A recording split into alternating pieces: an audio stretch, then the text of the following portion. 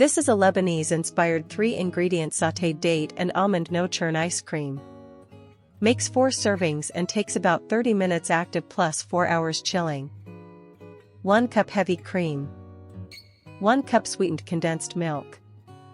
1 cup pitted Medjool dates and 2 tablespoons sliced toasted almonds.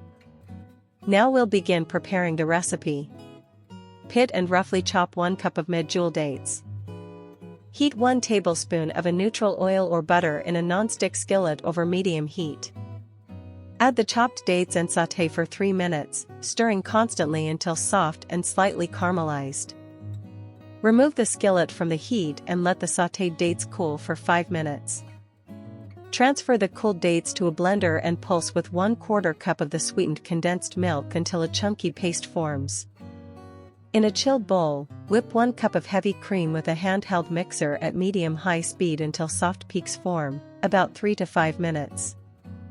Fold the remaining 3/4 cup of sweetened condensed milk gently into the whipped cream until homogeneous.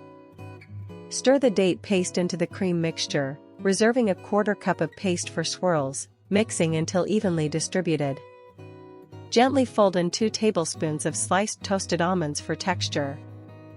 Transfer the mixture to a loaf pan and smooth the surface with a spatula, dolloping the reserved 1/4 cup of date paste on top for swirls.